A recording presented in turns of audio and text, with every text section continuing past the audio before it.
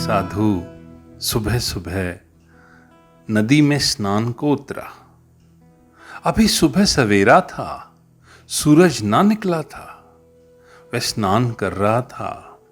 उसने पास में देखा कि एक आदमी छोटी सी नाव को पानी में ले जाने की कोशिश कर रहा है। बड़ी देर हो गई उसे मशक्कत करते हुए, पतवार चलाते हुए, परंतु उसकी नाव वहीं पे अटकी है। उस आदमी ने साधु से चिल्लाकर पूछा कि क्या बात है महाराज, मेरी नाव क्यों रुकी है? मैं इसे गहरे में ले जाना चाहता हूं, बीच नदी के। उस सन्यासी ने कहा कि तुम उस नाव की जंजीर खोलना भूल गए हो। जब तक नाव जंजीर के किनारे बंधी होगी तब तक बीच में ना आ सकेगी। वो आदमी नीचे उतरा। उसने देखा कि उसकी नाव जंजीर से बंधी हुई है। अगर आप जीवन के सत्य के सागर में जाना चाहते हो, यात्रा करना चाहते हो, आत्मा और परमात्मा से परिचित होना चाहते हो, तो आपको भी अपनी नाव की जंजीरों को खोलना होगा। हम जीवन के अर्थ को जानना चाहते हैं, लेकिन हमारे चित्त की जो जंजीर हैं वो किनारे से बंधी हैं, शब्दों के किनारों से बंधी हैं, और जैसे ही वो किनारा छोड़ती हैं और वो प्रवाह में आ जाती हैं। किनारे तो जड़ हैं, नदी का प्रवाह जीवन है। और हमारे जीवन के चारों तरफ शब्दों के फूल हमारे किनारे बन जाते हैं।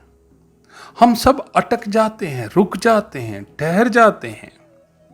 जब भी हम सोचते हैं कि हमें सत्य को पाना है, तो हम सब शब्दों के घेरे में सोचते हैं। एक मुसलमान कभी नहीं पूछता पुनर्जन्म होता है कि नहीं, उसकी किताब में ही लिखा नहीं हुआ। एक हिंदू पूछता है पुनर्जन्म होता है या नहीं, उसकी किताब में लिखा है। एक जैन पूछता है आत्मा क्या है, उसकी भी किताब में लिखा है। जो जिसकी किताब में लिखा है वह उसी को पूछता है। ये किताबों से उठे, ग्रंथों से उठे वास्तविक प्रश्न नहीं है। ये शब्दों से बंधा हुआ किनारा है। अगर वास्तविक प्रश्न होंगे तो वो हिंदुओं के, सिखों के, मुसलमानों के, ईसाइयों के अलग अलग नहीं हो सकते। वो प्रश्न अगर वास्तविक होगा तो सबका समान होगा।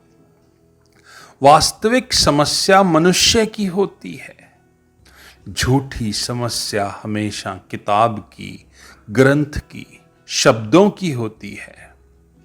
हम इन झूठी समस्याओं को लेकर जो खोज में निकलते हैं वो कभी नहीं पहुंच सकते। हम ईश्वर को खोज रहे हैं जिसका हमें पता नहीं। हम उसे खोजेंगे कैसे? किसी किताब में पढ़ लिया ईश्वर है और खोजने निकल पड़े।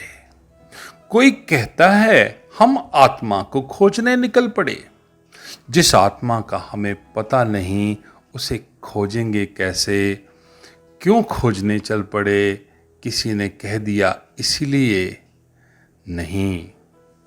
जब हमारे जीवन में खुद की समस्या और प्यास जगती है और जीवन के तथ्य खुद दिखाई पड़ने शुरू हो जाते हैं, तो अपने आप ज्ञान का बोध होता है, किसी के कहने से नहीं बल्कि जीवन के अनुभव से। जब दिखता है कि मैं अज्ञान से घिरा हुआ हूं, मुझे कुछ भी पता नहीं मेरे होने का, मुझे अपने जीवन का किनारा पता नहीं, कोई दिशा का ज्ञान नहीं, मुझे जीवन के किसी आयाम का, किसी घेरे का कोई संपर्क नहीं। मैं ये कैसा हूं, मेरी क्या पोजीशन है। जब ये पीड़ा मनुष्य को पकड़ती है, उसकी जिज्ञासा शब्दों की नहीं होती, सत्य की हो जाती है। शब्दों की जिज्ञासा मनुष्य को पंडित बना सकती है, लेकिन प्रज्ञावान नहीं। और पंडित इस जगत में सबसे बड़ी बाधा है प्रज्ञा तक उठने में। खुद के लिए भी शब्द उन्होंने सीख लिए, उन्हीं को दोहराते रहते हैं, घूमते रहते हैं, खूब तर्क करते हैं, विचार करते हैं, लेकिन पहुंचते कहीं नहीं।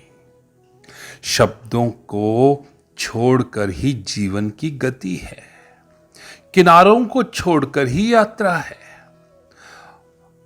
तो आप चित्त को शब्दों की दासता से मुक्त कर दें। शब्दों की जंजीरों से बंधा हुआ चित्त कभी सत्य को न जान सकेगा। फिर चाहे वो जंजीरें किसी भी वेद की, ग्रंथ की, धर्म की हों, चाहे वो बौद्ध की हों, चाहे वो सिखों की हों, चाहे वो ईसाइयों की हों, चाहे वो जैन की हों, ये शब्द की जंजीरें मन को पकड़े रहेंगी और आप कहीं पहुंच ना सकेंगे। बहुत हिम्मत चाहिए जंजीरें तोड़ने के लिए, क्योंकि आप कहेंगे जंजीरें तोड़ने को क्या साहस चाहिए। बहुत कठिन है। इसीलिए कठिन है कि धीरे धीरे हम इन जंजीरों को, अपने अपने धर्मों को ही प्रेम करने लग जाते हैं। वह हमारे जीवन का हिस्सा हो जाते हैं और लगता है कि हम इस जंजीरों के बिना कैसे जी सकेंगे। शब्दों की जंजीरें तोड़ दें, मुक्त हो जाएं, थोड़ी घबराहट होगी। कैसे तोड़ दें, कैसे मुक्त हो जाएं, यही तो हमारी संपदा है। यह सोच हमें छोड़नी होगी। हमें लगेगा कि ये शास्त्र हमारे प्राण हैं, धर्म हमारे प्राण हैं, कैसे छोड़ दें इसे। और इन्हें छोड़कर हम जाएंगे कहां। जब आप शास्त्रों को छोड़ देंगे तो किसी भी धर्म विशेष या शास्त्र विशेष को जान पाएंगे। वो अंदर से प्रकट होगा परमात्मा के साथ, अनंत के रूप में, जिसका कोई किनारा, कोई था ना होगी, विराट होगा। तब आप चिंतन करने योग्य हो जाओगे और यही पहली योग्यता है परमात्मा को पाने की। जैसे ही आपका मन स्वतंत्र होगा, वो इस योग्य हो जाएगा कि परमात्मा को पाया जा सके।